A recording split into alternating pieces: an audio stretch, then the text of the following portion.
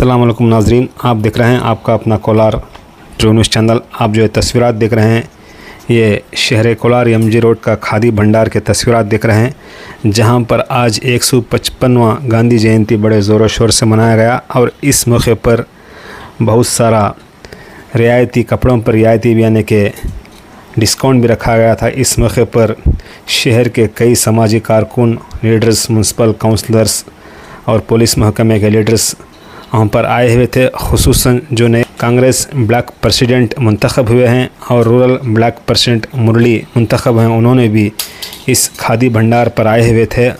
उनका खादी भंडार के मालिक ने इस्तकबाल किया बड़े ज़ोर शोर से और उनको गुलपोशी भी की गई। उस मौके पर वहाँ पर आए हुए सभी लीडर्स वहाँ पर कुछ ना कुछ ख़रीदे हुए नज़र आए, क्योंकि आज वहाँ पर कपड़ों पर रियायती डिस्काउंट रखा गया था। इसलिए वहाँ पर बहुत से लोगों ने आज वहाँ पर खादी के कपड़े ख़रीदते हुए दिखाई दिए।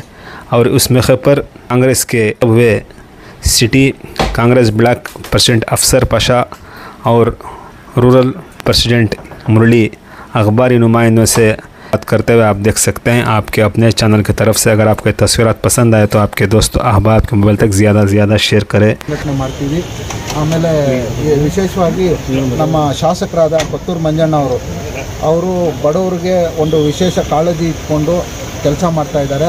ಅವರಿಗೆ ನಾವು ಸಂಘಟನೆ ಮುಖಾಂತರ ಅವ್ರ ಜೊತೆಗೆ ನಾವು ಅವ್ರ ಮಾರ್ಗದರ್ಶನದಲ್ಲಿ ಅನಿಲ್ ಅಣ್ಣ ಅವ್ರ ನಿರ್ದೇಶನದಂತೆ ಎಲ್ಲರ ಮುಖಂಡರ ನಿರ್ದೇಶನದಂತೆ ಕೆಲಸ ಮಾಡ್ತೀವಿ। ಸೋನಿಯಾ ಗಾಂಧಿ ಅವ್ರ ಬಣ ಇದೆ ಮತ್ತು ರಾಹುಲ್ ಗಾಂಧಿ ಅವ್ರ ಬಣ ಇದೆ, ಕಾಂಗ್ರೆಸ್ ಪಕ್ಷ ಇದೆ, ಯಾವ ಬಣನೂ ಇಲ್ಲ ಸರ್। ನಾವು ಯಾವ ಬಣನೂ ಇಲ್ಲ, ನಾವೆಲ್ಲರ ಜೊತೆ ನಮ್ಮ ಇಲ್ಲಿ ಶಾಸಕರು ನಮಗೇನು ನಿರ್ದೇಶನ ಕೊಡ್ತಾರೆ, ನಮ್ಮ ಶಾಸಕರ ನೇತೃತ್ವದಲ್ಲಿ ನಮ್ಮ ಶಾಸಕರ ಮಾರ್ಗದರ್ಶನದಲ್ಲಿ ನಾವು ಕೆಲಸ ಮಾಡ್ತೀವಿ।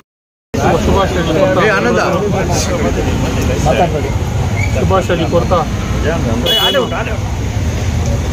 ಅಕ್ಟೋಬರ್ 2 ಗಾಂಧಿ ಜಯಂತಿ ವಿಶೇಷವಾಗಿ ಕಾಂಗ್ರೆಸ್ ಆಫೀಸಲ್ಲಿ ಇವತ್ತು ನಾವು ನಮ್ಮ ಅಣ್ಣ ಅಪ್ಸರನ್ನ ಇಬ್ಬರೂ ಇವತ್ತು ಮೊದಲನೇ ದಿವಸ ಗಾಂಧಿ ಜಯಂತಿ ಹಬ್ಬ ಇರೋದ್ರಿಂದ ನಮ್ಮದು ಅಧಿಕೃತವಾಗಿ ನಿನ್ನೆ ಅನೌನ್ಸ್ ಆದಮೇಲೆ ಗಾಂಧಿ ಜಯಂತಿ ಹಬ್ಬ ಬಂದಿರೋದ್ರಿಂದ ನಮ್ಗೆ ತುಂಬ ಸಂತೋಷ। ಇವತ್ತು ಕಾಂಗ್ರೆಸ್ ಕಟ್ಟಿರುವಂಥ ಅವರ ಇವತ್ತು ಜಯಂತಿ ಇದೆ, ಆ ಜಯಂತಿನ ಮುಗಿಸ್ಕೊಂಡು ಇಲ್ಲಿ ಖಾದಿ ಭಂಡಾರದಲ್ಲಿ ಒಂದು ಚಿಕ್ಕ ಕಾರ್ಯಕ್ರಮದಲ್ಲಿ ಭಾಗವಹಿಸ್ತಾ ಈಗ ಇಲ್ಲಿ ನಮ್ಮ ಮಹೀಮ್ ಸಾಹೇಬರು ಅವರ ಸಮ್ಮುಖದಲ್ಲಿ ಇವತ್ತು ಸೇರಿ ಇವತ್ತೇನು ನಾವು ಈ ಪತ್ರಿಕಾ ಮುಖಾಂತರ ನಾವು ಏನು ಹೇಳೋದು ಇಷ್ಟಪಡ್ತೀರಿ ಅಂದರೆ, ಹಿಂದೆ ಏನಾಗಿದೆ ಅದು ನಮ್ಗೆ ಗೊತ್ತಿಲ್ಲ, ಮುಂದೆ ನಾವು ಹೊಸ ಗಿಡ ಉಳಿ ಅದರಿಗೆ ಒಳ್ಳೆ ನೀರು ಹಾಕಿ ಬೆಳೆಸ್ಬೇಕಂತ ನಮ್ಗೆ ಆಸೆ ಇದೆ।